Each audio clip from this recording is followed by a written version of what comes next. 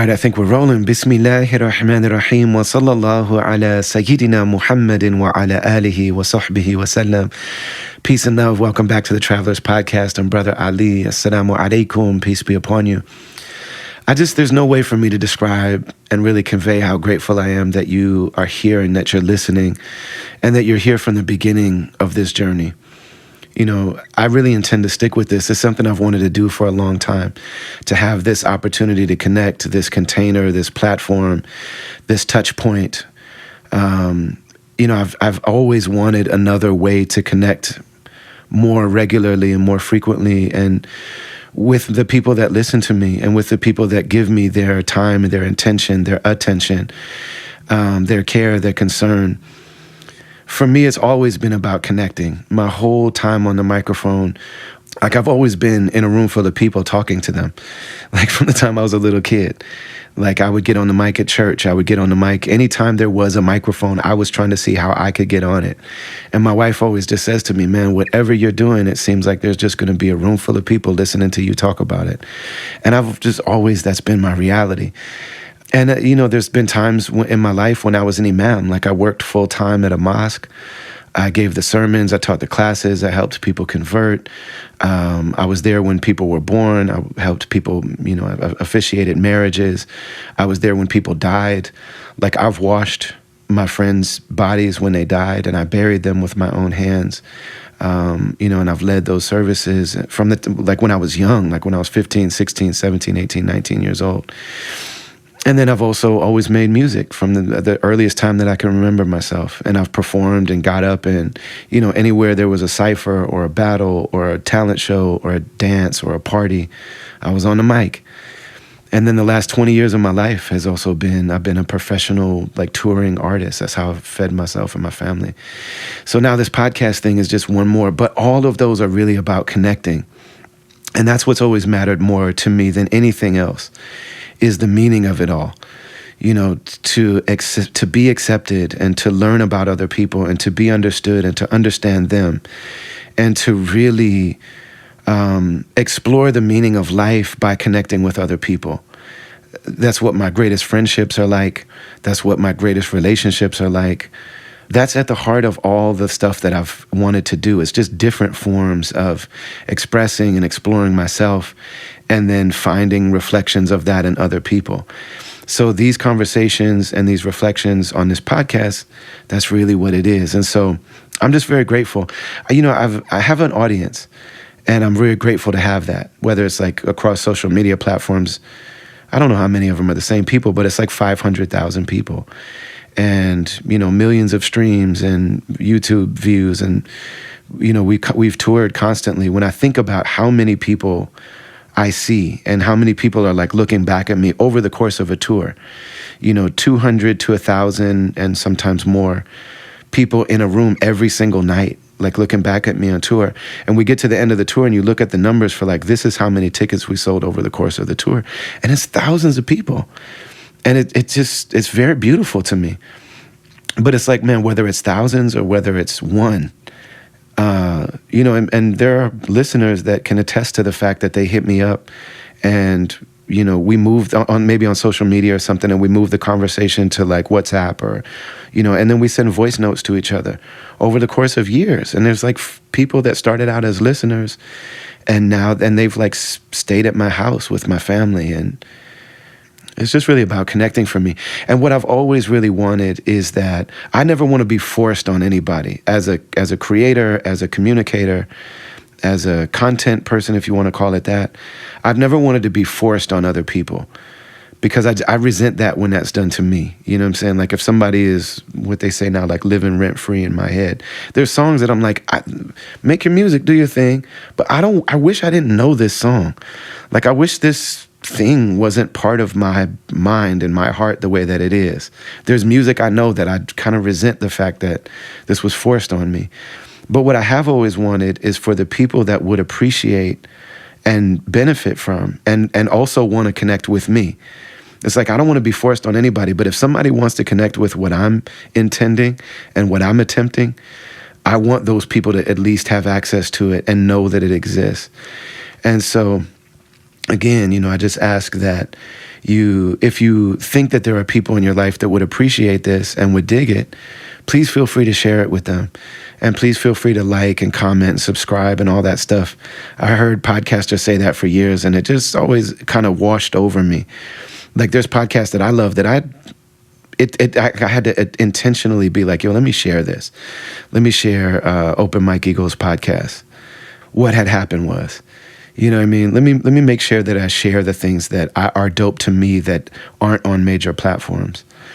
And so I'm asking the same of you. We did an episode last week, the first one like it, where turn the camera off. It's just me on the mic. There's not a guest. And that's what we're doing again this week. We had really great response from that. And there are people that are like, yo, I really appreciated just getting to chop it up with you and just connecting one-on-one. So I think what we'll do is we'll have some of these episodes, inshallah, where I'll just talk and I'll reflect on things that you've asked and people that have asked me about, or things that are on my heart and my mind that I want to share. And then we'll also have conversations. You know, one of the intentions of this thing is that the people that are in my life are amazing. And some of them are well known. But, you know, as much as people say don't meet your heroes, that's not been my experience. Because Chuck D is actually better off the mic than he is on the mic. And he's amazing on the mic. And a lot of my religious teachers are that way too. For as amazing as they are when they're at a retreat or they're giving a lecture or teaching a class, they're incredible. And that's one version of who they are. But then the fact that I get to kick it with them at 3 o'clock in the morning, and like I know them when they're mad, and I know them when they're being silly, and I know them when they're tired, and I know them, and I see how amazing they are, you know, whether they're community people or artists. And then there are some people that's like, I know that a lot of people don't know who they are, but I feel like the world should know who they are. And anybody that knows me, it's like, man, I'm so happy to share these people with you. It's such an honor to just connect. Connect. That's what it's really about. We're co-travelers in the journey of life, man. And I use the word journey a lot. And, you know, it might sound like a Brother Ali word, but it's real. It's real to me. You know, the great Sufis in the Islamic tradition remind us that the eyes are what we use to see everything, and the ears. And, you know, this is how we perceive, and this is how we know what we know. But our eyes have seen everything, but we've never seen our own face. Like, you've never seen your own face. Neither one of us have, without the help of some sort of instrument. So, like, I see myself in a mirror, but that's not the same as someone gazing upon my face. And when I look at someone, you know, I look at my children and they've never seen themselves, and they look at me and I've never seen myself. We need some sort of device, and the best way to see ourselves is in the reflection of another person. You know, the way that I'm impacting them, the way that I'm affecting them. I can only really know it by seeing it in them. You know, and we don't remember being born. It's something that the Quran reminds us. We do not remember when we were here. We see other people be born. And everybody that's delivered their own children or been there for the birth of their own children, or, you know, given birth, they will tell you, and if you've been through this, you know that you will never view yourself the same way. And you understand your parents differently. You understand your life differently. We won't be able to bury ourselves. But I've buried my friends. I've literally physically buried them with my own hands. When Muslims die, we don't embalm and we don't send them to the coroner. We take the bodies of our friends and our loved ones, and we wash them, you know, and we wrap them in cloth, and we perfume them. And then we put them in the ground with our hands. And if we can do it without any type of container or coffin or casket, that's what we prefer. And we put them and we lodge them in the ground facing Mecca. And then with our own hands, we bury them ourselves. And it's like you have a different perspective about the fact that I'm going in that hole. It's a very short time between womb and tomb. And I can't understand myself without sharing life with other people and reflecting with them. And that's really what it's about more than anything else in the world. And I'm just really grateful and blessed to be on this journey with you. So last week we did our first Ask Me Anything episode, and I got a lot of questions about Islam. This is the month of Ramadan, And so I'm going to take this opportunity to just kick it and chop it up and talk with you about this spiritual journey that I've been on for almost 30 years. It's something that I've just found profound beauty in. And it's something that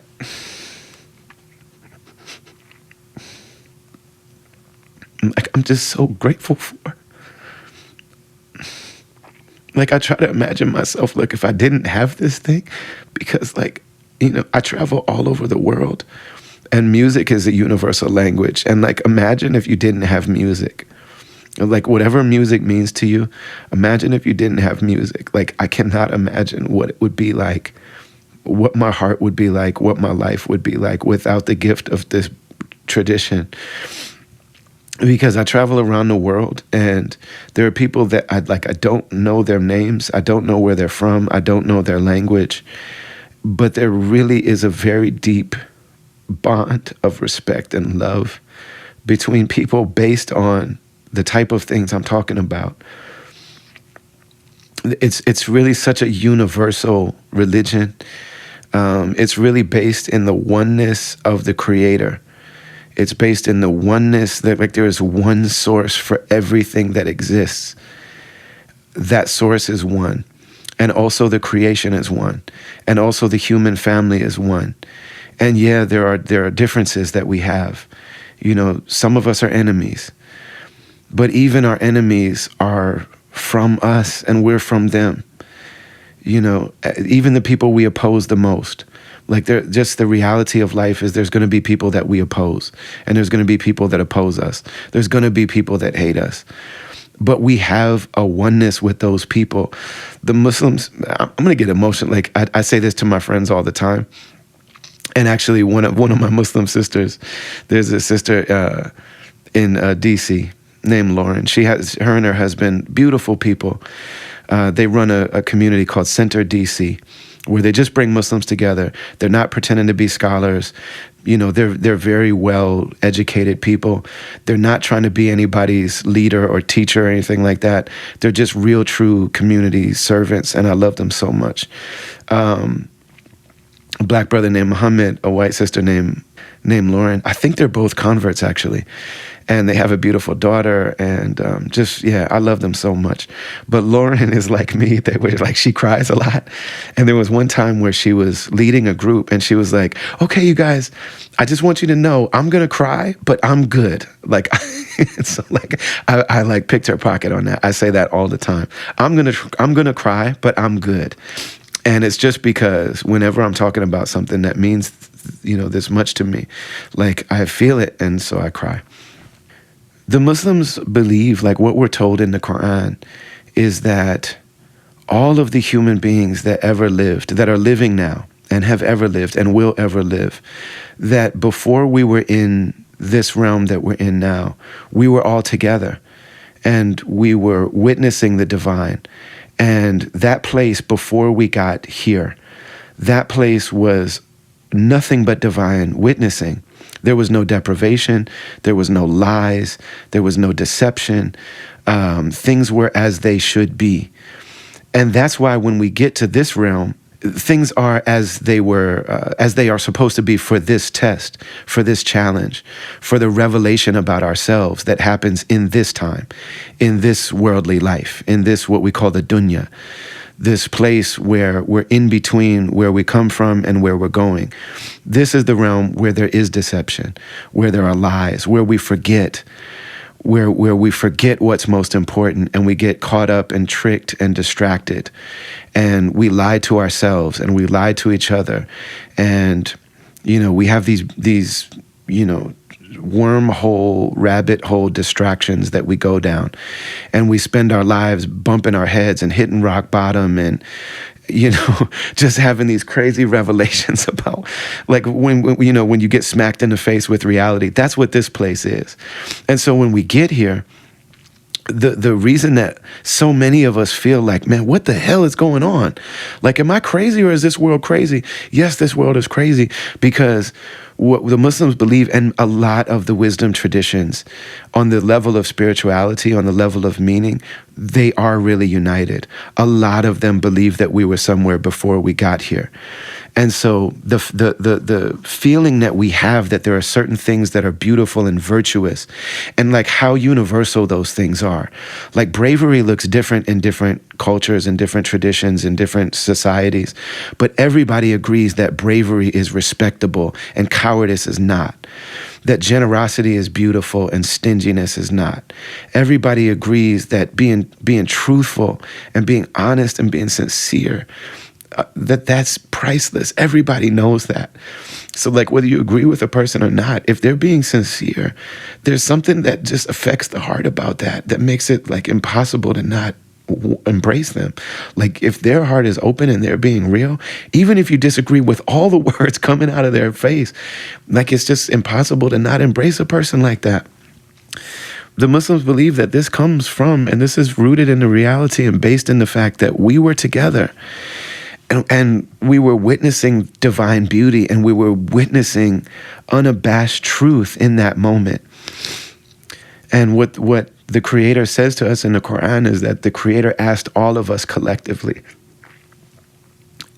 am I not sustaining you? Am I not feeding you? You know, sometimes it's translated as Lord, and we'll get to that in a second. Like a lot of these words are difficult though. The language around religion is really tough for people. And I completely understand that. Like anybody that's skeptical of religion, anybody that, are just like, yeah, I don't know. I just can't. I can't. Trust me. I feel you. I understand you.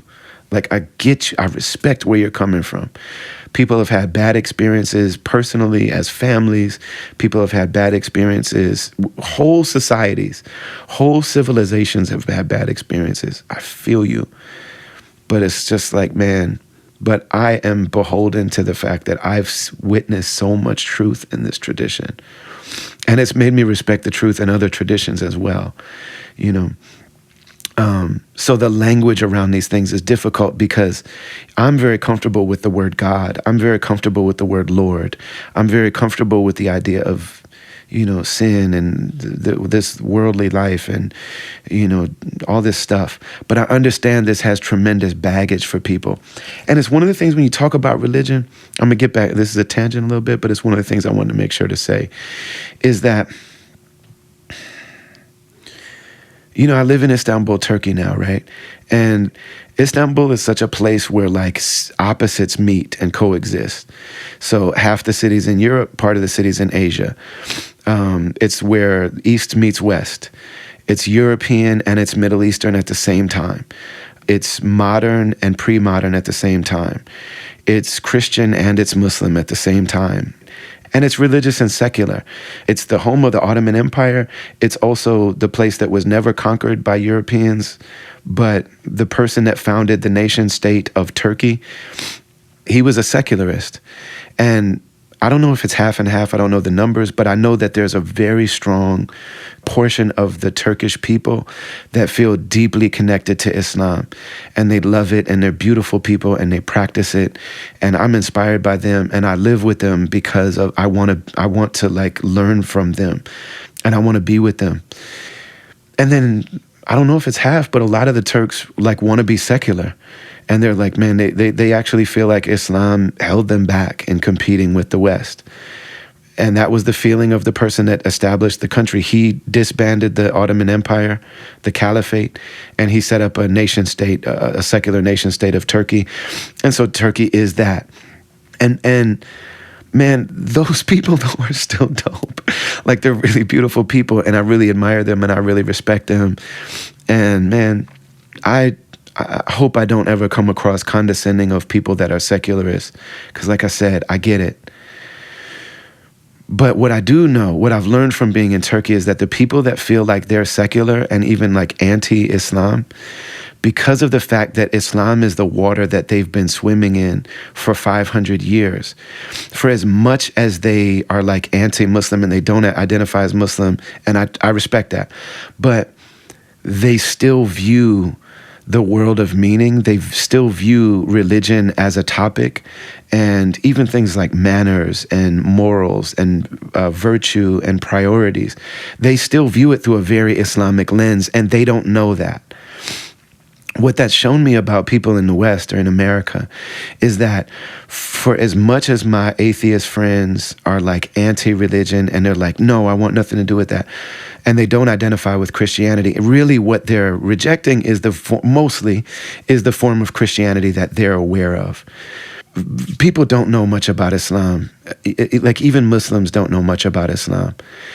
Most of people, when they hear these phrases, when they talk about religion, whether they realize it or not in the West, they're really they think about them first and foremost through a Christian lens. And when we say Christian, I mean specifically the type of Christianity that they know, because they don't know the Eastern Orthodox tradition. They don't know Ethiopian Christianity. They don't really even know, most of us don't even really know much about what is really there in the Christian tradition. I mean, most people have never read St. Thomas Aquinas. Most people don't know about the liberation theology movement. Most people don't know the just diversity of Christian thought. So I say all that to say that when we talk about these topics, please try to be open to the fact and be aware of the fact that our introduction to this language is coloring our perception of it and our interaction with these ideas in ways that aren't necessarily true. And I would say that all of us, as much as possible, if we can try to bypass the biases that we have, the loaded relationship that we have with these topics and with these concepts, if we can try as much as possible to be open, we'll all be really well served by doing so. So the Creator says to all of humanity, am I not your Lord? In that time when we're all witnessing and we're all together and we're all on one accord and we're all on one page. And collectively the human family says, we bear witness, we're witnesses. And the term Lord in Arabic means that we're being sustained, that we're being created, that we're being related to on our most intimate and personal levels, on every level. We're being evolved, we're being trained, we're being taught. You know, all of us, when we say I'm a work in progress, this is a journey that I'm on, the reality that the Muslims have, or the belief, the feeling that the Muslims have, is that the unseen one universal originator and source of it all is actually relating to us and is growing us and is along with us in that process and is loving us and is nurturing us and is caring for us and is forgiving us. And that one source knows our journey better than we know it. And so it's a very loving relationship. One of the things that I've been taught is that, you know, and there are also a variety of ways that Muslims understand Islam. It's not a monolith. The core fundamentals are the same across the Muslim world. But there's a variety of expressions and understandings about things. And it's a religion that really respects that. The traditional Muslims knew that there are going to be these three areas, these kind of three spheres of religion. That one of them is going to be theology. What do the Muslims believe? What's our creed? And within that, there's a foundation, and then there's also room for differences of perception, differences of opinion, differences of belief, and that those differences can be valid as long as we agree on the fundamentals. So there's a world of belief. What do we believe about the nature of reality? And everybody, whether you're religious or not, I would argue that everybody has a belief system. Unless you're just a straight up materialist nihilist, unless you believe that like all there is what we can objectively observe with our senses. So there are people that say like, well, I don't believe, you know, I don't have a religion. I base what I do on science. Even that understanding that there's like a dichotomy or there's a war between science and faith, That's not from Islam. I'm sorry. That might be a Western Christian framework in looking at things, because the Muslims were deep believers, and at the height or the golden age of Islam, the Muslims made a lot of the scientific advancements that the world uses now in science, in mathematics, in astronomy, in physics, in biology, in geology. So many of the sciences. Like, we use the word algorithm all the time. And I hate that word, actually, because it's like we talk about it so much with like social media. The algorithm does this, the algorithm does that, as though it has its own personality, right? But the word algorithm is an Arabic word. Most of the stars have Arabic names. The word algebra and so much of math and science was really developed and offered to the world because the Muslims believe that the world is the expression of the Creator. And so we love it, and we love science, and we love mathematics. Our wise people warned us about the development of technology to always be connected to why are we doing these things. That technology deals with how and what, but we have to stay focused on why, and are these things good to do. But, this idea that science and religion are at war, that's not something that we identify with as Muslims. And so this idea that people have that, like, I'm just about science, I don't have a belief, other people have beliefs and I don't. I would ask us to sit with that for a little bit and really think about that, because most of us are not nihilist materialists. Most of us believe that there is a world of meaning. And in that world of meaning, there are virtues and there are vices. There are things that are right and there are things that are wrong. And those things are in varying degrees. So if you believe that, just because I can have my way with somebody, just because I can enforce my will on somebody, that's not necessarily the right thing to do. You know what I'm saying? That, like, it would be better to feed a baby than it would be to punch a baby. That's a very extreme example. But, like, if there is such a thing as a world of meaning, if beauty is real, if love is real, and these aren't just objective things that we just create, if there is such a thing as right and wrong, and those things are universal and they're not just constructed by us, then you have a belief system. And everybody's belief system comes with a practice. Like, for a person to be a person of integrity, if you believe in that there's such a thing as integrity, that, like, what I believe should show up in my practice, that I should walk my talk, that I should be a person that does the things that I believe are good and doesn't do the things that I believe are harmful, then that's a belief system that also has a practice. And most of us also would like for our belief system, the things that we think are beautiful and healing and healthy and good and nurturing and fair and just and loving, we want those things to be normalized. We want those things to be common. We want those things to be popular. We want for people to have access to those. So I would say that, I know it's a really strange thing in a postmodernist world to say, like, oh, you have a religion? Like, what's up with that? You know what I'm saying? It's strange. And believe me, like I said, I feel you. I get it.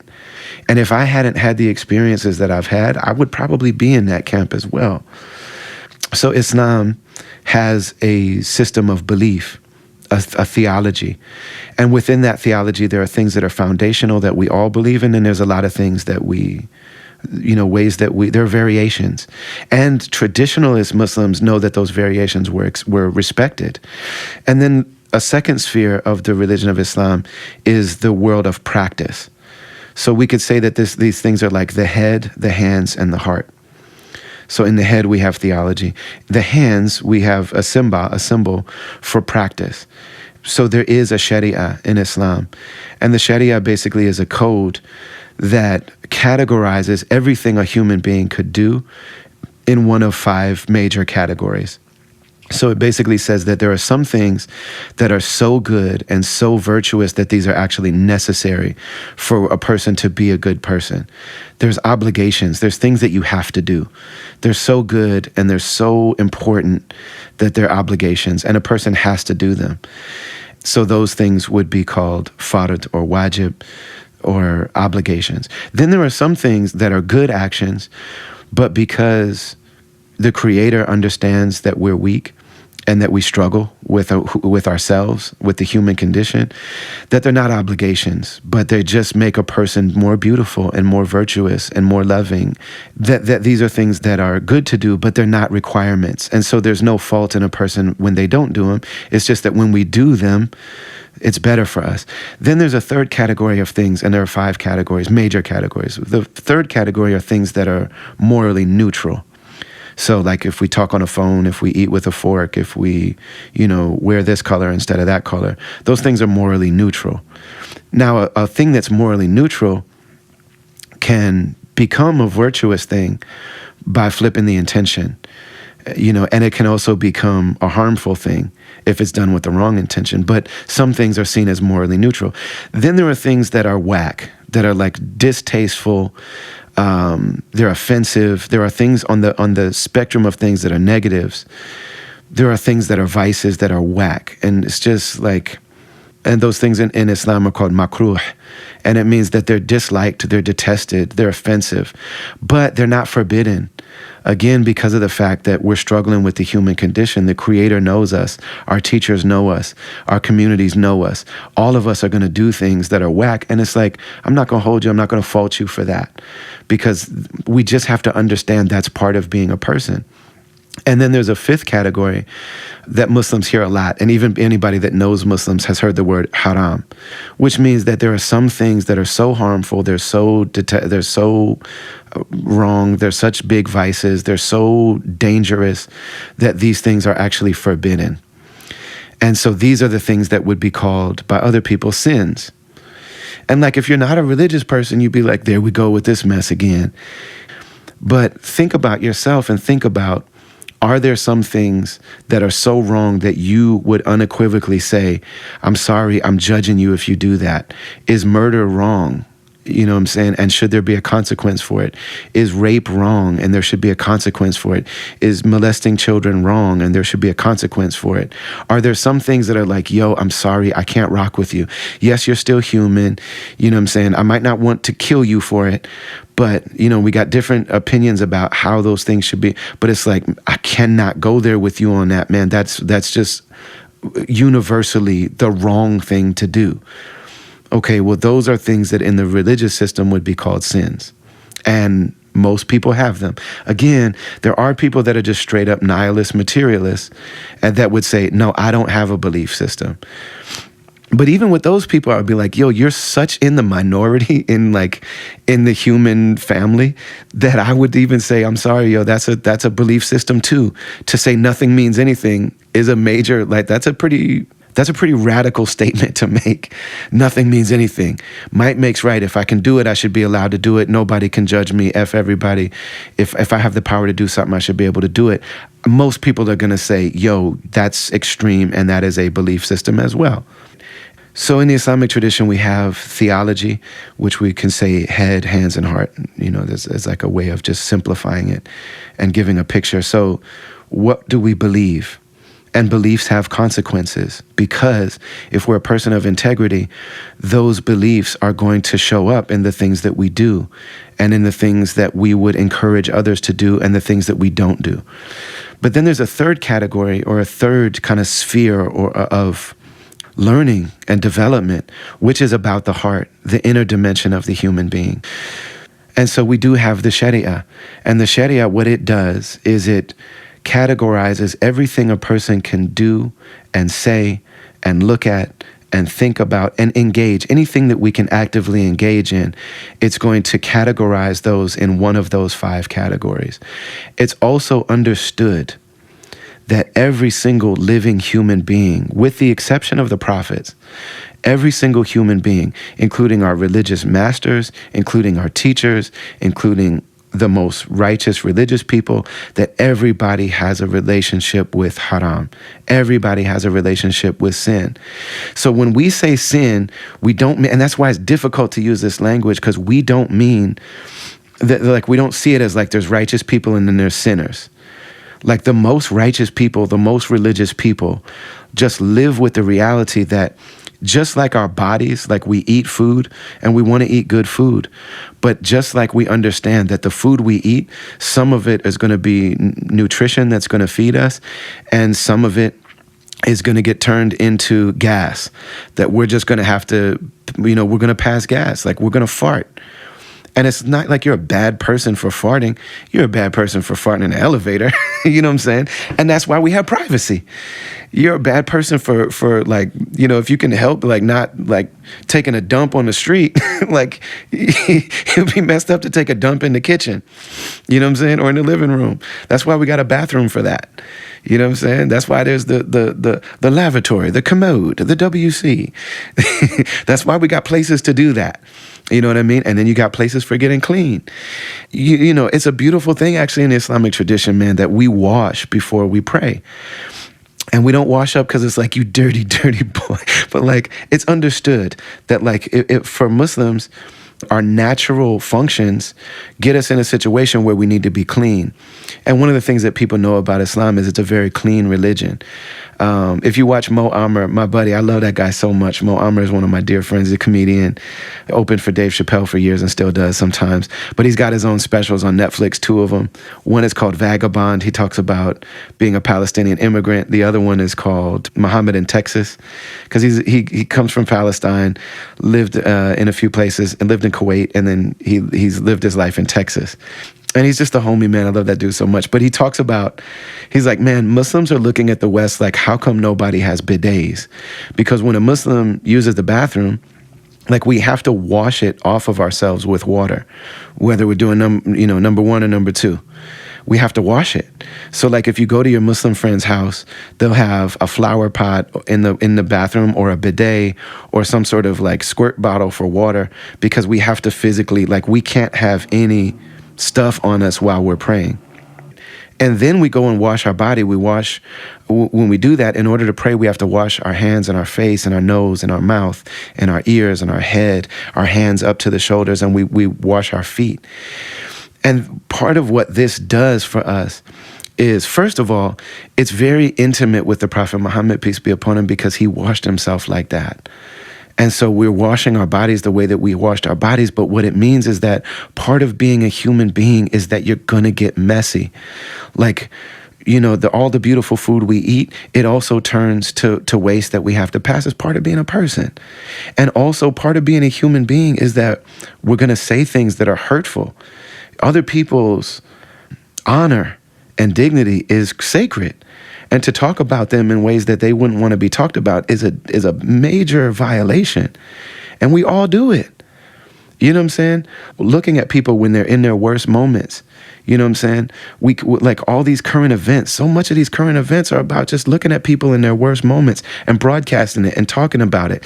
But like what's understood is that everybody has those moments.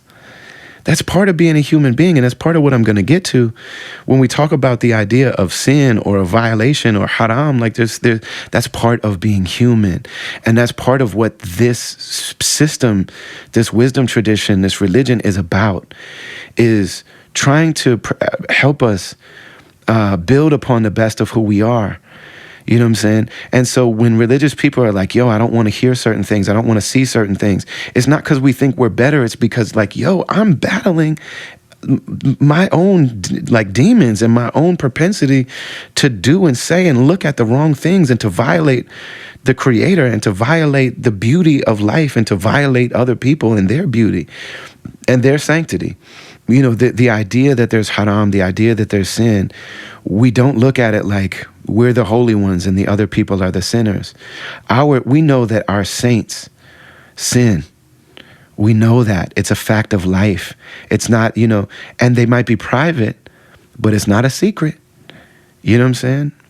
This is a way of engaging a human being. So that brings us into this third sphere, which is the sphere of the heart, the inner dimension of the human being.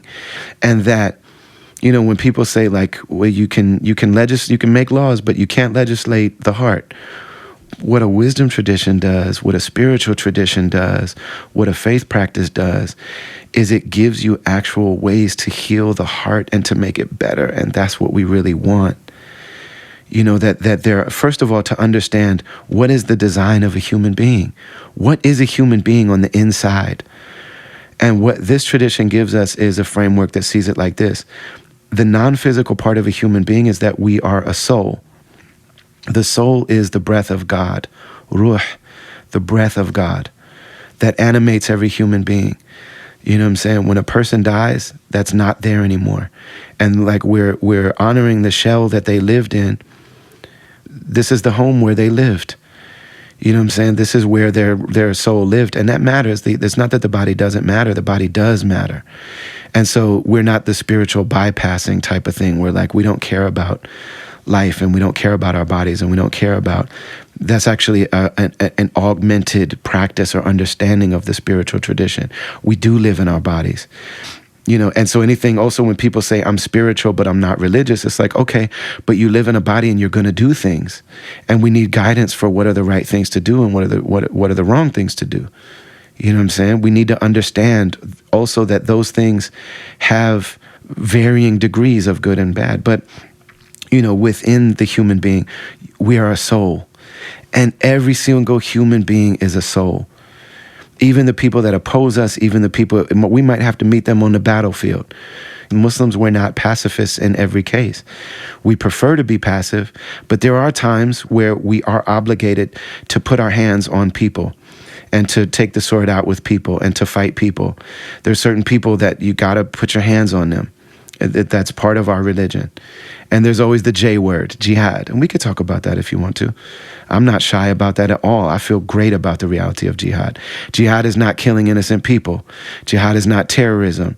That is not jihad. And we hate that because it's a false version of something that's extremely beautiful and extremely chivalrous and virtuous. They said that the early companions of the Prophet Muhammad were warrior poets. These are beautiful people that love. And then also, when we're on the battlefield, there's a way to do battle that's virtuous and that's dignified and meaningful. And I'm proud of it. They bother me at the airport, so I don't say it at the airport. But like, yo, this is another thing about this tradition that's really beautiful. And even the people that we oppose, they are a soul. And so we have to engage them like that. The people that we dislike the most in this life, that's a human being with a soul, and they're being animated by the breath of God. And the creator of it all that we say we love and that we say we serve and that we say we submit to saw fit to will this person into existence. And so that's the way I have to interact with them. قَدْ كَرَمْنَا بَنِي Adam, Allah says in the Quran. Certainly, qad means like with utmost certainty, never forget this. كَرَمْنَا بَنِي Adam. We've given nobility to the children of Adam. Every single human being has a right to their nobility, even if we dislike them the most. The worst person in the world, they still have a basic humanity that they're being animated by the breath of God. So a human being is a soul. A human being also is a heart, qalb, the heart. The heart is close to the soul and related to the soul, and all these are integrated. It's not like we're sections, but these are different ways to understand the inner workings of a human being, according to our teachers. So the heart, that's our thermometer for our state. Like that's where we're at right now. A person's soul is their eternal reality, but a person's heart is like, where am I at? And this is the way to tell, like, how's it going? And a lot of times the Muslims will say, the Prophet Muhammad, peace be upon him, introduced this beautiful phrase where we say, كيف حالك? كيف الحال? What's your state? What's your state? Your hal? What's the state that you're in? And we know that by saying, we're really saying, how's your heart? What's your heart experiencing right now? And when we meditate, when people meditate, this is one of the things that they're getting in touch with. What do I feel? And the heart is the thermometer for where we're at in our spiritual practice. The heart is where I look at, like, is it easy to be patient with people that are being corny to me and being whack to me and being offensive to me?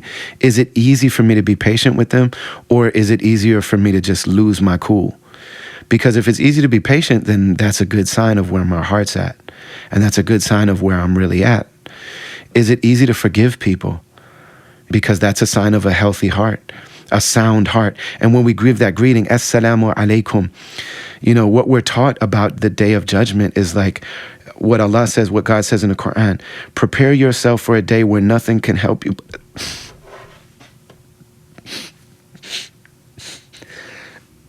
Nothing's going to help you more than having a sound heart. And I'm crying because it's hard. It's hella hard, man.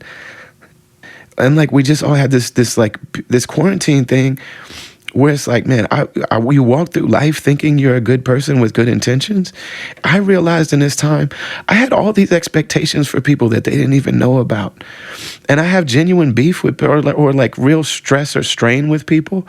And like, I had all these expectations of them that I didn't even know I had. And so there's like these stories I tell myself, and this is, part of what you do in therapy is like examine your narratives and your patterns and like the things that's part of what therapists do, is they ask you questions from angles that we've never thought of before. I talk about my man Mally on this tour, and Mally's always like, stop blaming me for how much you're talking. You're supposed to be saving your voice. But it's like Mally asked me questions that I never thought about. He asked me questions. I'm gonna share something kind of personal right now, but he knows my wife, you know what I'm saying, and they were like, Mally's part of our family, like we love him. I'm gonna start crying because of how much I love Mally, but like I was talking to him about this like difficulty that I have with my wife, and he just asked, do you think she has space? And he didn't even finish the question, and the second he said that, I'm like, no, I don't give her that space, or I haven't been intentional about it. So it's like, man, I'm walking through my life with all this stuff, and like, we got to have a sound heart. We got to get our heart right. My teacher, Dr. Omar Farouk Abdullah, he's the one that said, use your heart for what your hearts are for. And like, man, we have to get right with each other, and trying to do this on our own. It's like, how the hell am I supposed to do this on my own? That's what we say we're co-travelers. We've also got a heart. And like, can the heart forgive? Can the heart be patient? Can the heart be loving? Can the heart be open, even though we've been hurt? And none of this is a bypass. None of this is a bypass. The education of the heart is about like, yes, your oppression is real. Yes, the people that molested you and lied to you and beat you and abused you and stole from you and degraded you and dehumanized you. Yeah, that's all real. But it's like, I'm the one that got to live with my heart. And like, I'm going back to the creator of it all with this heart, and I want it to be sound. And like, how do we get there? And you can front on religion all you want. And like I said, I feel you, because like, people use religion to hurt other people. People use music to hurt other people. People use love to hurt other people. People use friendship. They use everything good. Most harm is done in the name of good.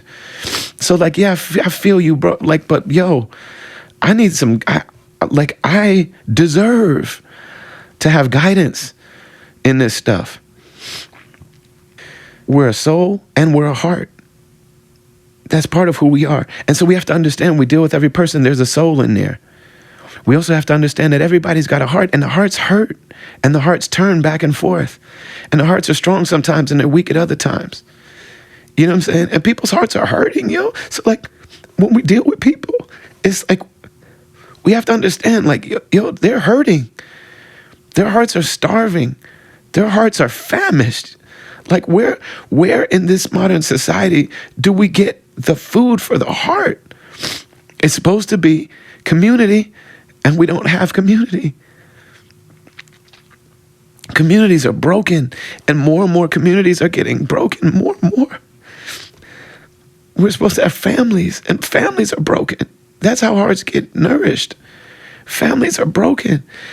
You know what I'm saying? People don't talk to each other. People don't love each other. People don't pour into each other. People don't hold each other. People don't do life together.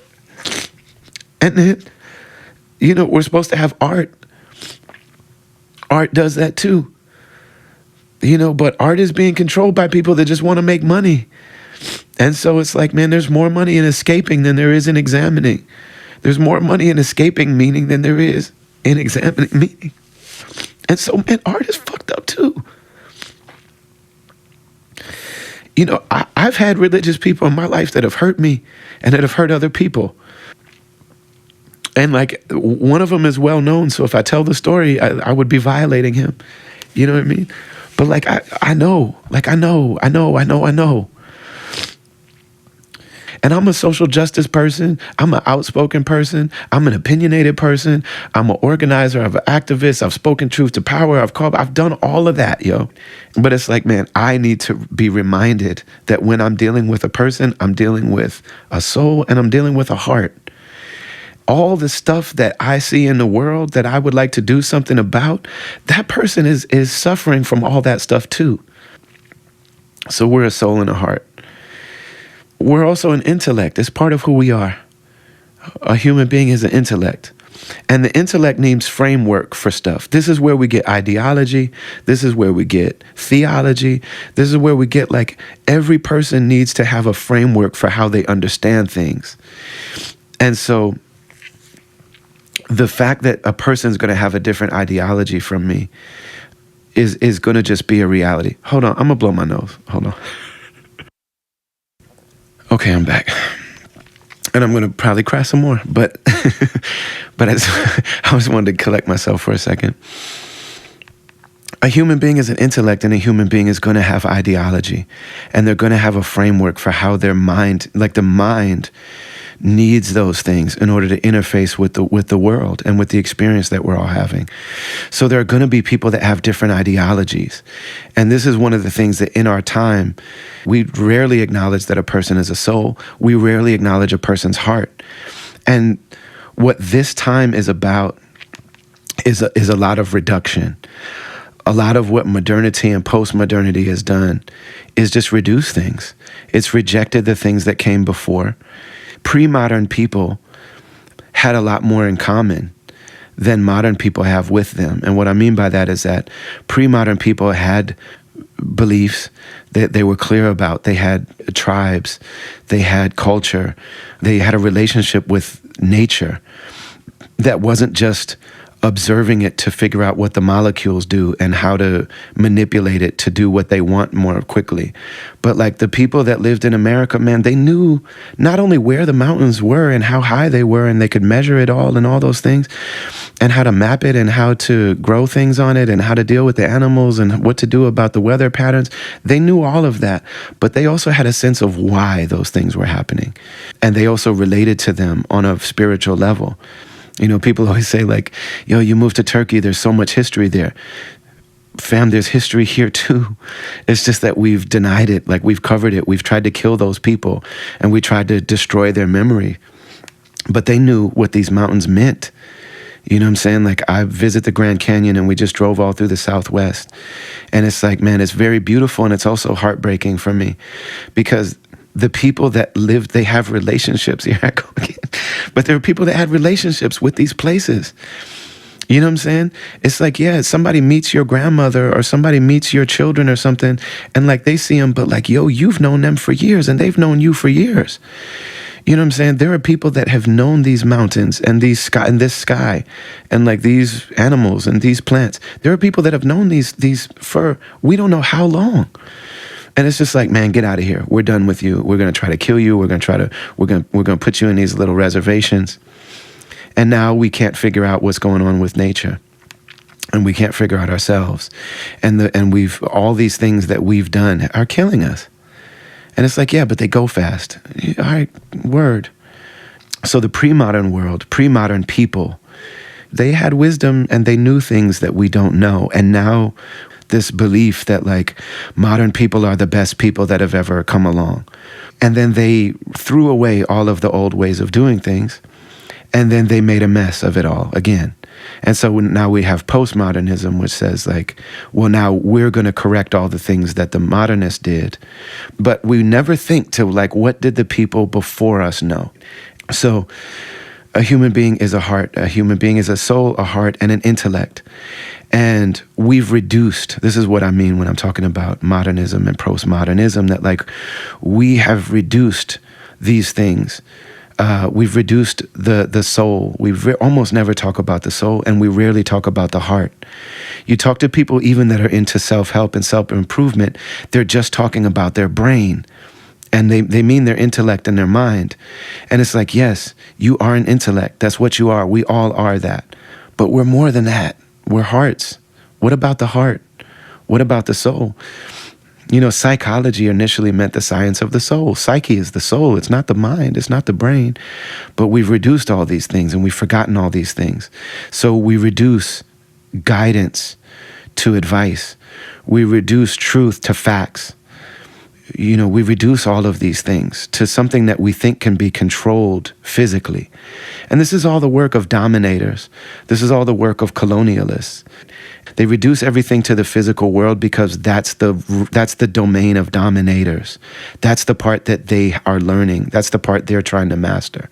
And so part of culture and part of insisting upon connection and culture and the spirituality, the heart, the soul, these are really actual radical oppositions and reframing and relearning, of original ways of being. So I love the idea of unlearning, but what about relearning?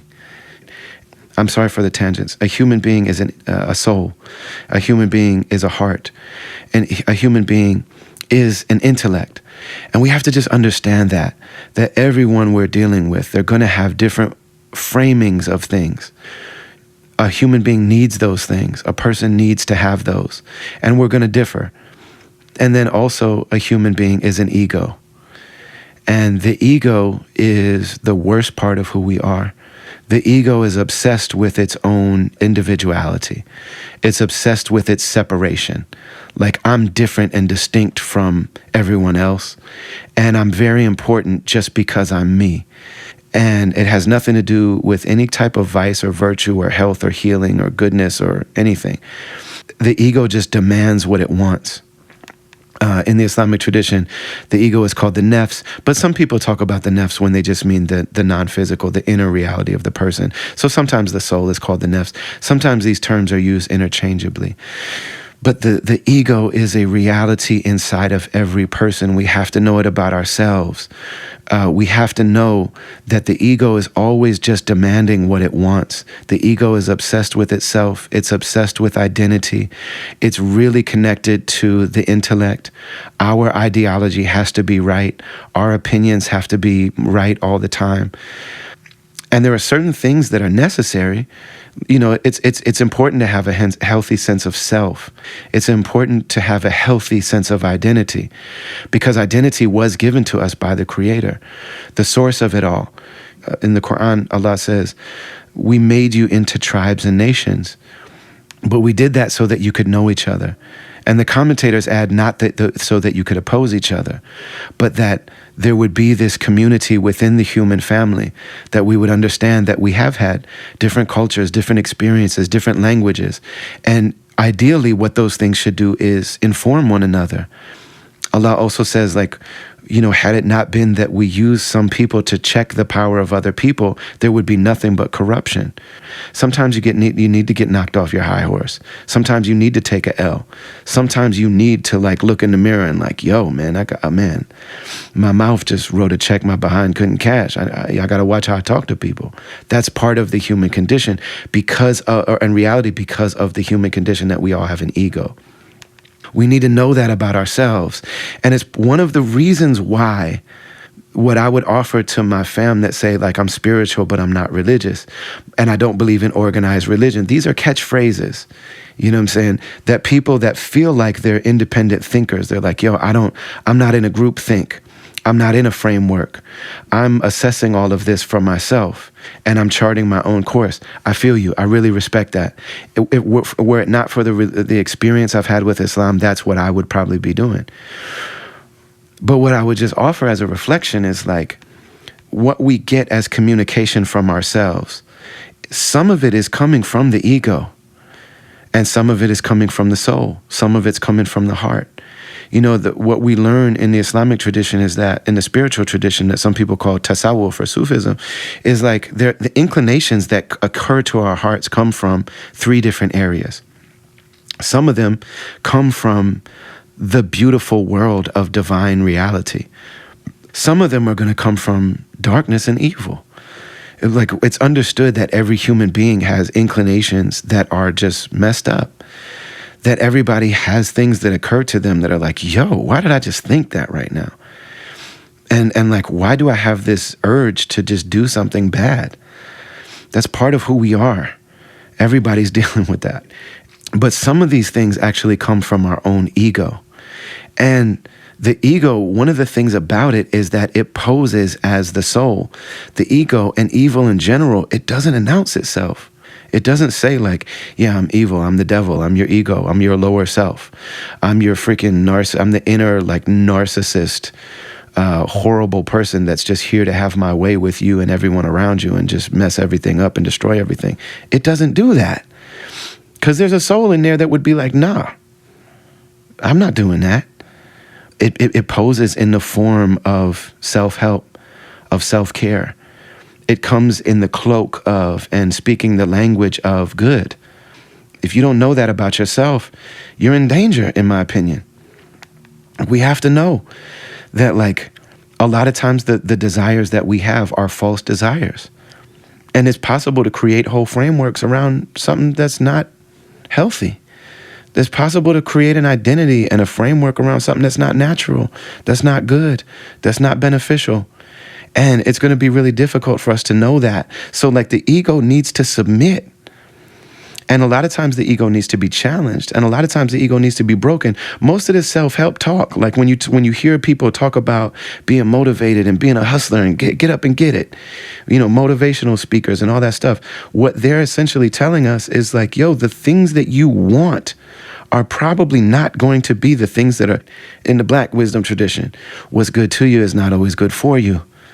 Like our ego is going to say everything from like, man, don't get up and work out. Don't eat a salad. Like, go on and do the thing that you want.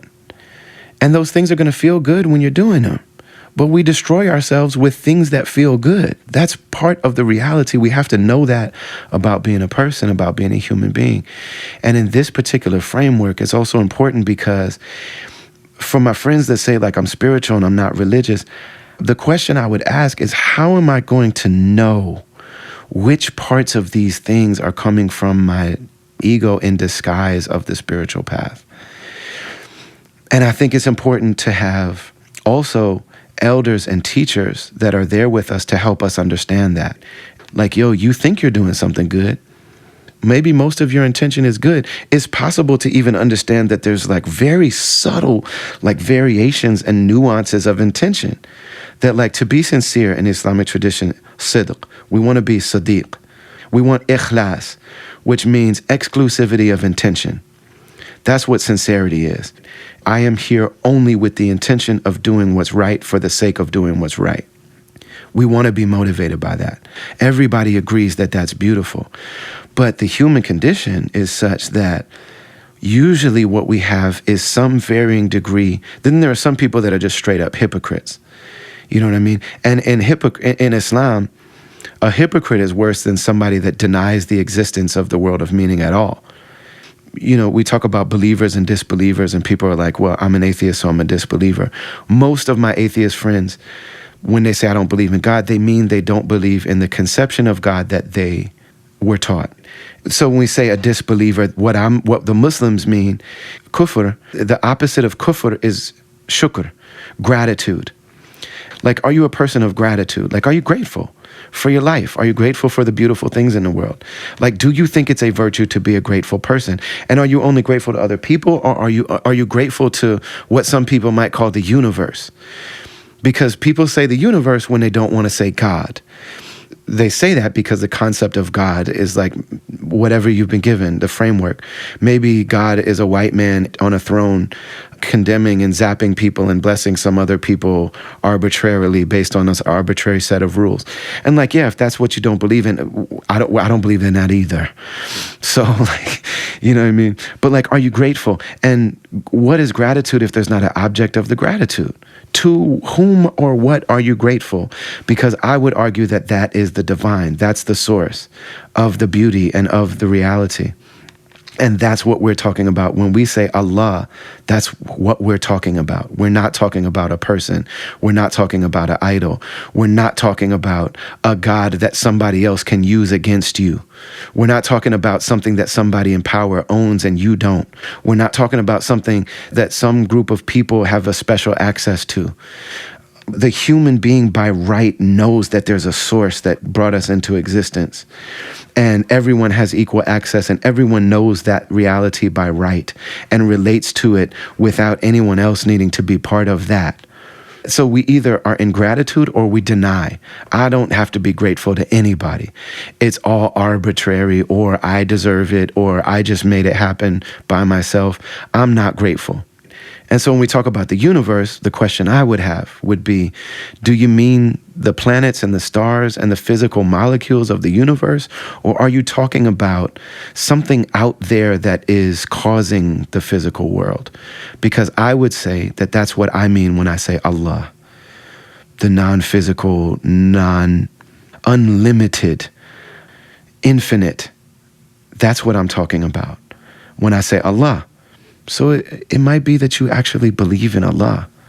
And it might be when you say the universe and I say Allah that we're talking about the same reality. What I would hold is that when all human beings are talking about the world of meaning, interacting with the world of meaning, having a relationship with the world of meaning, when I say La ilaha illallah, when I say Bismillah, I'm saying in the name of that source of it all. That's what I'm talking about. And so a hypocrite in the Islamic tradition, someone who says, yeah, I believe and I'm trying to do good, and a person who actively knows that they don't believe in that is worse than somebody who doesn't have that belief to begin with. And so we say all that to say, what we want is a sincere intention, and there are some people that are just straight up hypocrites. I'm saying one thing and I really mean something different. But for most of us, we have varying degrees of compromised intentions. So we have an intention, and a good intention, maybe that's the strongest one. But what we oftentimes don't see in ourselves and need a way to measure, and even people to help us determine, to help us see, where are the compromises in my intention? In Islam, there's this reality called riya, which means just being impressed with ourselves and our own spiritual practice. Like, all of the things, I mentioned this last week in the episode, all the things that are whack about religious people are in the Quran. I love it so much. I love that so much. And also, when I read them, I'm like, that's me, man. I'm doing that. Riyah means that we're doing good things, but we're impressed with ourselves. And we become self-righteous. It's a very slippery slope and fine line between righteous and self-righteous. And people love righteous people.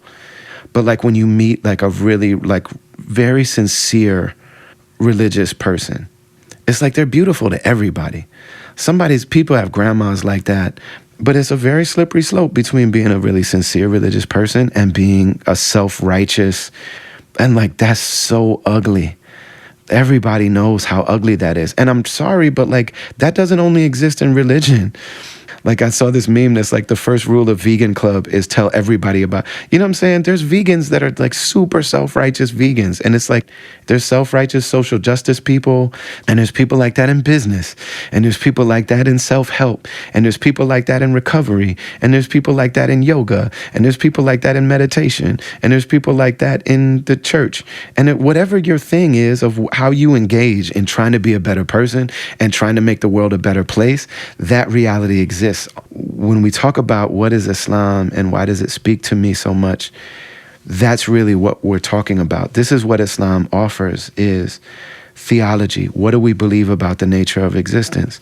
And then there's practice, the Sharia. There's a spectrum of behavior, of things that I can do, things that I can say. And some things would be better than others, and understanding where those things are so that I have a harder time justifying my BS. There's some things in the Sharia that I just have to acknowledge. And one of the things I'll say about the Sharia that some of our teachers have related to us that's really dope is like, the Sharia, the outward practice. So when people talk about I'm spiritual but I'm not religious, or the difference between spirituality and religion, usually what people are saying is that spirituality is the world of the heart. The heart is the garden. Like, look at the heart as a garden. So what Allah says in the Quran, prepare yourself for a day when nothing will suffice but a sound heart. That's what we're really going for. The garden needs a fence. The fence guards the garden. Because if a garden doesn't have a fence, that not only is there the human condition that will ruin it from within, but also the human being will ruin themselves with the things that we allow ourselves to do. I've known people that have done all sorts of crimes, sins, harm, however you want to frame it. I've got dear friends that, because of circumstances in their life, they've killed people. I've got a lot of friends like that. And I don't think they're worse than somebody who has destroyed somebody's reputation. To kill one person is like you've killed all of humanity, and to save a life is like, save one life is like you've saved all of humanity. And oppressing people is worse than killing them. And backbiting is almost like you're eating the dead flesh of a human being. It's disgusting. It's horrible. Like, to talk about people and destroy their reputations. And we've all taken part in that.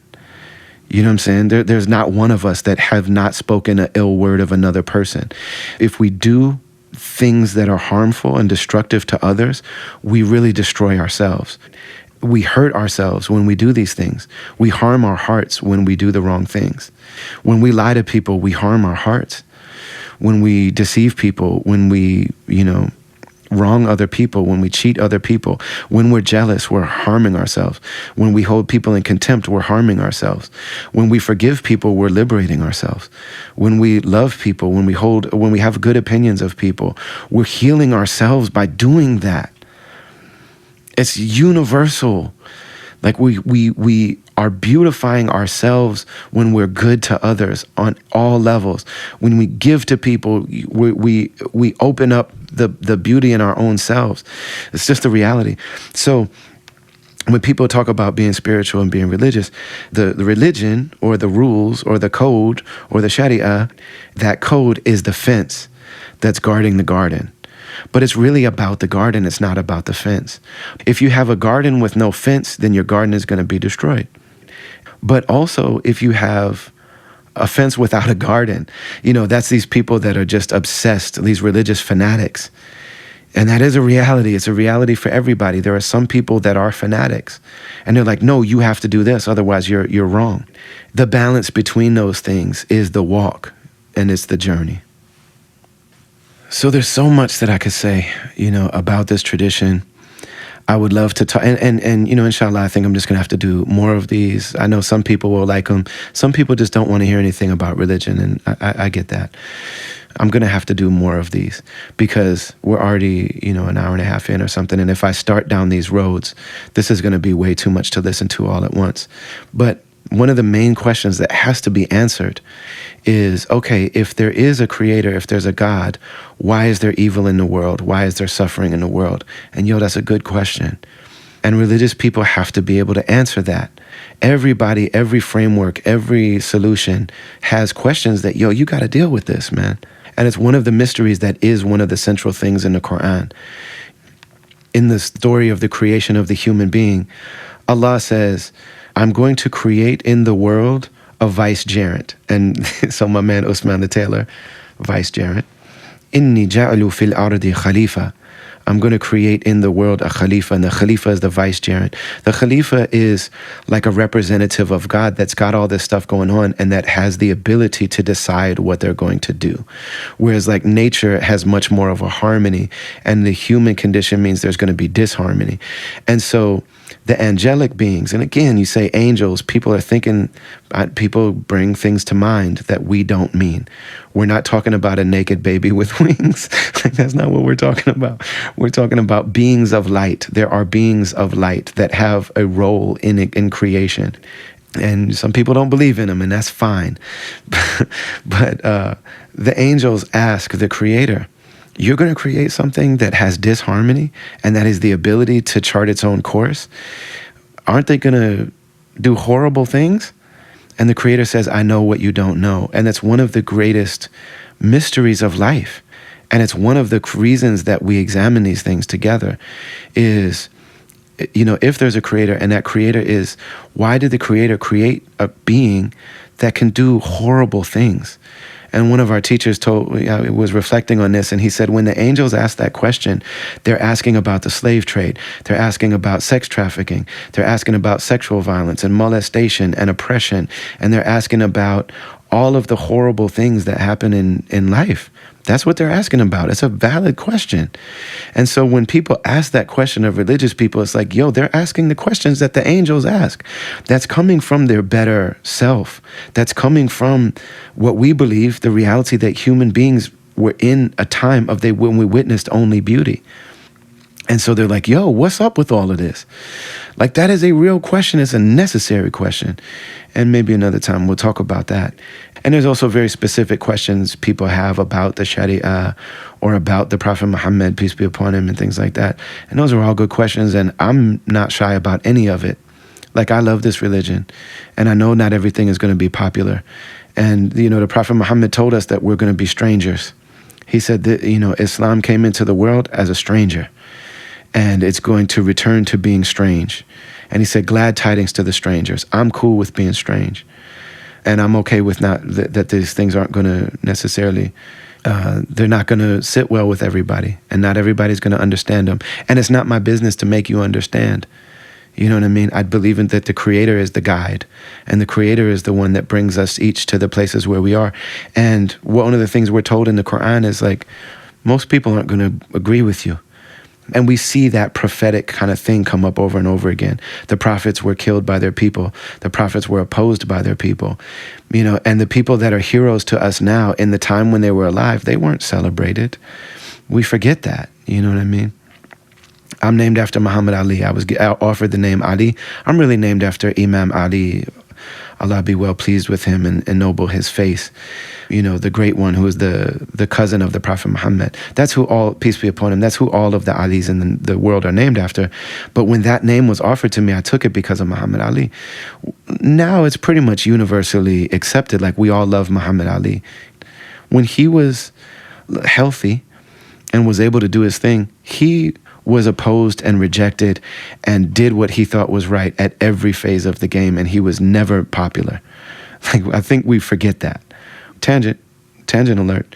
When Muhammad Ali was 18 years old, he went and fought in the Olympics, and he was so scared to get on an airplane. He said, can I take a boat to Rome for the Olympics 1960? No, you can't do that. It's going to mess up your training schedule. You got to take a flight. He was so scared that he went to the Army surplus store and bought a parachute and wore it on the plane in case he went down. So it's not that he doesn't experience fear. Great people have fear, but courageous people do the right thing in spite of their fear. So he went and he won. Won the gold medal. You know what I'm saying? This is the memory of World War II is still in people's minds. You know what I'm saying? That's his parents' generation. And he was born during that time. I have a song about this part called Namesake, where he won the Olympics, won the gold medal. Everybody had to recognize America. He comes back to segregated Louisville, Kentucky. And now he's able to eat in the restaurants where they didn't serve black people. And most gold medal winners, that's the greatest achievement that they will ever have in their life, at least publicly. They might have children and say, like, this is actually greater than my gold medal. And he wore his gold medal every day. He wore it in the shower. And they went to restaurants, and him and his family could go eat where they didn't used to let him eat. So one day he's doing something, he's training, and his mother goes back to one of those restaurants where now they're allowed to eat. And they say, oh, I'm sorry, Mrs. Clay, we don't serve colored people here. Muhammad Ali, at 18 years old, didn't know that he was going to go on to be the greatest of all time. He said, if this medal doesn't mean that my people are free, if it just means that I am privileged and advantaged, and like they're going to treat me human, and what is it? That's a privilege to eat in a white person's restaurant? You know what I'm saying? Like, how's that a privilege? But he's saying, if this just means something for me and it doesn't mean something for my people, then I don't want it. And he threw his medal in the Ohio River, never to be found again. So that's who he was at that age. You know what I'm saying? And in Tasawwuf, in Islam, that's called Zuhud, where the world might be in your hand, but it's never in your heart. Virtue will always be first and foremost. And he said, if this doesn't mean something for my people, I don't want it. So then he goes on to become the champion. And he's being backed by this group of like really rich people in Louisville, Kentucky, that are financing him and his family having a good life. And he becomes the champion. But along the way, he encounters the Honorable Elijah Muhammad. He encounters Malcolm X. He encounters ministers in the Nation of Islam. And this would be a good time to say that I'm an Orthodox Sunni traditional Muslim. I'm not a member of the Nation of Islam, but I love the Nation of Islam. And the theological differences aren't small. They're big, and we know what they are. But I love them. And I wouldn't be Muslim if it wasn't for them. And they're part of my family, and they're part of my trajectory. I am Muslim because of Elijah Muhammad. I'm Muslim because of Malcolm X. I'm Muslim because of the 5 percenters. I'm Muslim partially because of Noble Drew Ali and his community.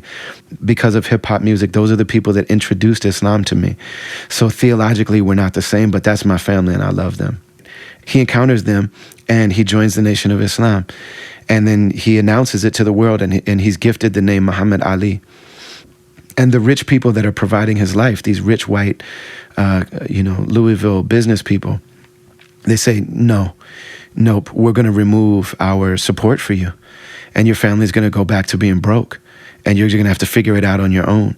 And how are you going to train? They're funding his training. They're funding his lifestyle. And they say, if you do this, we're going to pull our backing from you. And again, he goes with what he believes in. Then Muhammad Ali, eventually the Nation of Islam started managing him. And he goes on to be the greatest champion, and he's beating everybody. He's undefeated.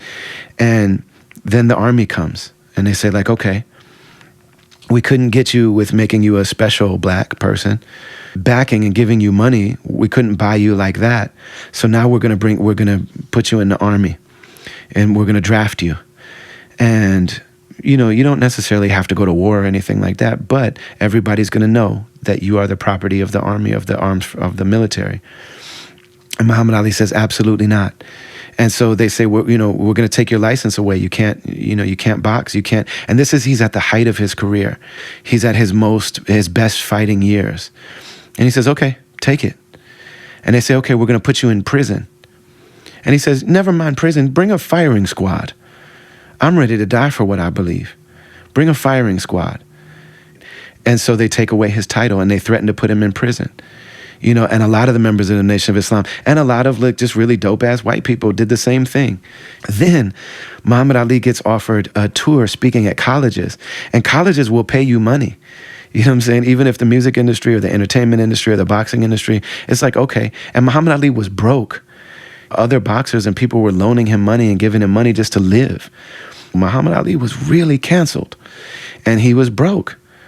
You know what I'm saying? And he was struggling, and he couldn't afford his homes, and he couldn't afford to take care of the people that he was used to taking care of. Muhammad Ali built mosques and schools and community centers all over the country, and he couldn't afford to do it anymore. And he literally was like, how am I going to feed my family? Like, it got that real for him. And then they offered him a college speaking engagements. So Muhammad Ali went to the speaking engagements, and those things will pay your bills. So here's another opportunity. And he goes outside, and he's standing outside, and there's footage of this. And all these white liberal kids that come to see him. And these kids are like, yeah, we're liberal and everything. And those people would go hear Malcolm X, and they went and heard him. But they argued with them. And they basically said, you don't have the right to say and do the things you're doing. Those white liberal kids argued with them. And most of them, not all of them, but Muhammad Ali, famously, there's footage of this. He says, I'm not going to go over there and fight. If I want to fight and die for my rights, I'll die here fighting you. You're my enemy when I want to get a job. You're my enemy when I want to go to school. You're my enemy when I start businesses. Most people don't know that Black Americans, right out of slavery and all the way up until very recently, built really successful business districts. People are just like, well, man, Black people, if they just would get it together. Everything that others tell Black people to do, they've done it all. There's literally nothing that Black people haven't done to try to improve their own situation in America. There was thriving Black business districts. People are starting to learn about Tulsa, Oklahoma, but they had them all over the place. There was one in St. Paul called Rondo. You know what I'm saying? And in Tulsa, they were bombed. Literally, white people bombed them and killed them and burned them down. In some cases, they had entire Black cities. You know what I'm saying? And Black banks and everything. Like, Black people were supplying all of their own needs. And a lot of times the white businesses couldn't compete with them. And they literally bombed them. In Rondo and certain other places, they built the highway. When they built the interstate, they built it right through those districts so that they could use what they call an eminent domain, so that they could uproot those places.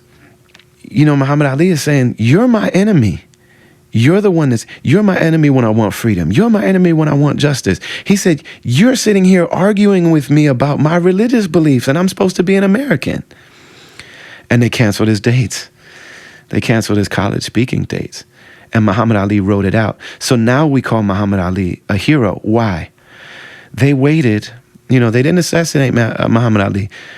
They assassinated Malcolm X. And yes, black people are the ones that pulled the trigger. But trust and believe, if you really look into that, local and national government absolutely had a hand in that assassination. They murdered Fred Hampton in his bed while he was sleeping next to his pregnant wife. And I'm in Chicago right now, and his son that his wife was pregnant with, Fred Hampton Jr., is a friend of mine. A lot of these people they killed, they didn't kill Muhammad Ali. What happened with Muhammad Ali? How did he become a hero? They waited until that disease made it so that he couldn't talk.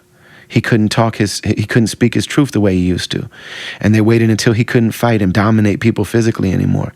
And then once he was outwardly weak and outwardly frail, now he's a hero.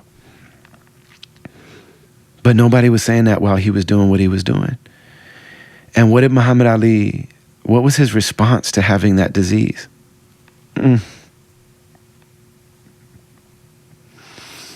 He wasn't angry with anybody. He didn't blame anybody else.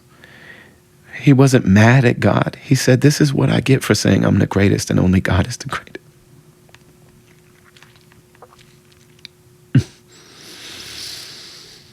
So this is who I'm named after.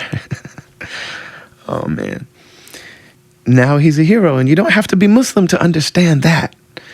You know what I'm saying? I saw Jesse Ventura, crying in an interview. If you look it up, you can check it out. Jesse Ventura is weeping because he's like, man, that's a man. Like, that's a hero. How many times did he reject? And if you believe in that, what I'm saying to my people, it's like, if you literally believe in doing what's right instead of getting what you have access to in the material world, that's a belief system. That's a belief. So there's so much that I don't have time to go into right now. I said all that to say that we understand that prophetic virtue of people who do the right thing and tell the truth even when it's not popular. And a lot of times we respect them for it later. One of the things I will say, though, is, people a lot of times ask, if I want to learn more about this, where do I go? Well, the sources for Islam are the Quran. And, people are a lot of times, it's kind of a Western thing where, like, if I want to learn about a thing, what's the book about it? I'll go get the book, I'll read the book, and then I'll understand it. That's understandable. Like, I get that. That makes a lot of sense. The Quran is not like the Bible. The Quran is not like other scriptures. And by that, I mean that, the Bible is very linear. It's a story that begins with creation and it ends with the book of Revelations and the end of time. It's a very linear story. The Quran is not like that. Many of the rules and practices in Islam do not come directly from the Quran. So I would say read the Quran, but understand that it's not the manual for how to be a Muslim. And it's not even going to necessarily spell out the intricacies of the belief and the practice of Islam. So if you read it thinking that you're going to be reading the user's manual or the, the user's guide, you're not. That's not what that is. But I would say absolutely read it. In terms of the Quran, there are two that I recommend, and there are many translations. It's important to know about the Quran that there is one Quran, and it's the most well-preserved scripture that there is.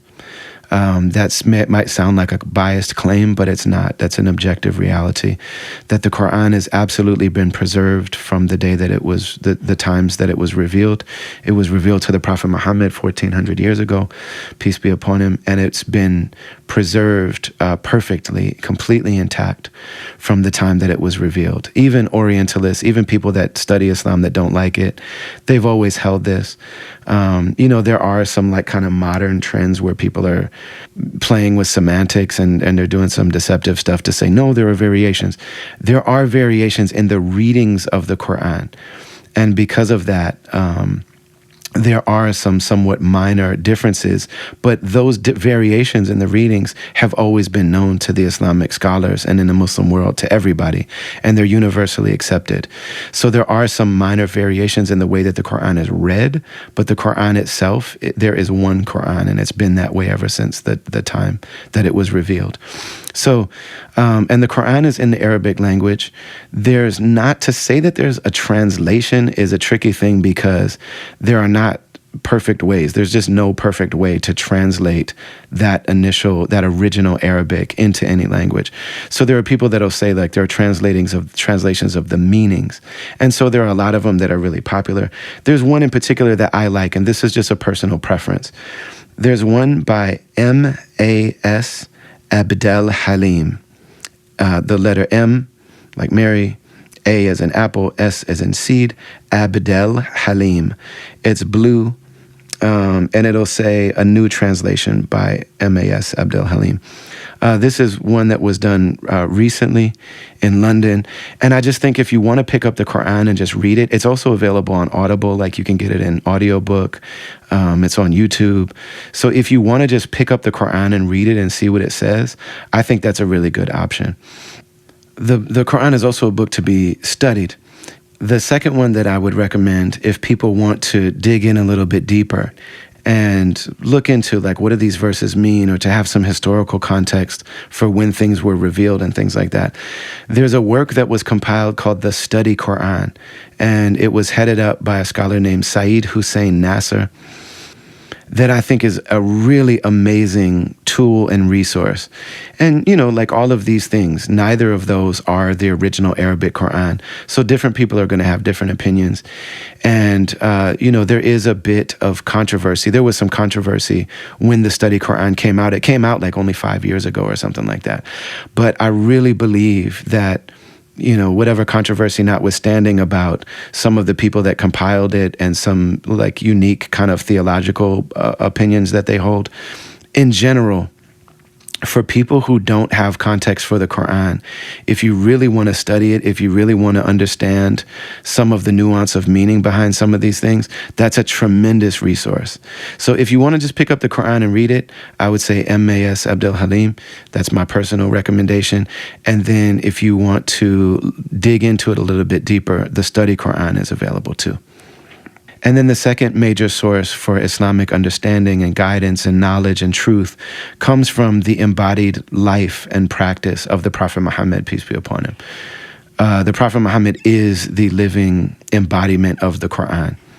And again, I have to say, without bias of, me being a Muslim, this is the most well-preserved, documented, authenticated description and account of a human life and a human being that there's been throughout history.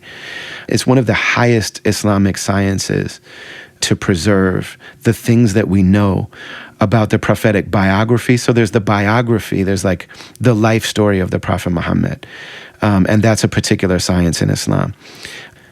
So one of these books about the biography of the Prophet Muhammad that I can recommend, peace be upon him, was written by a British scholar and convert to Islam named Martin Lings. Martin Lings was a contemporary of C.S. Lewis. So if people know of C.S. Lewis, the great Christian mystic and author and scholar, he was contemporaries with Martin Lings. And some people have said Martin Lings maybe is like the Muslim C.S. Lewis.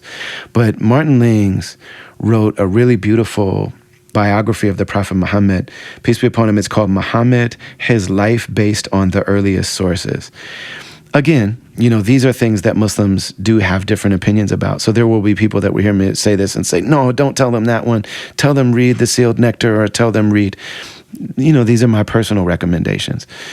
It's a green book, Muhammad, His Life Based on the Earliest Sources. That one's also available on Audible. And I just think it's a really beautifully written account of the Prophet Muhammad's life.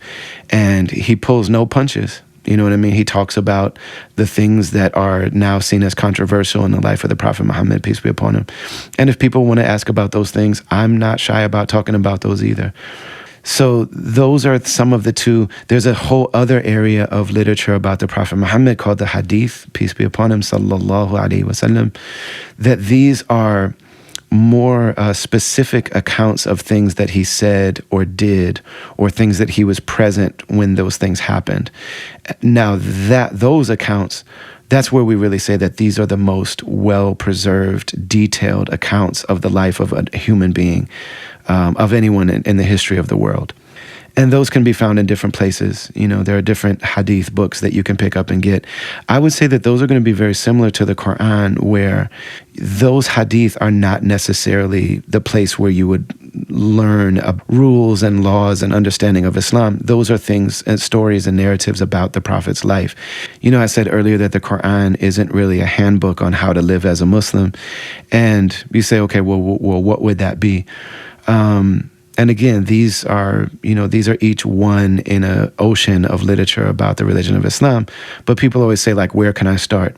So for people who are interested in being a Muslim, there's a text called Being Muslim.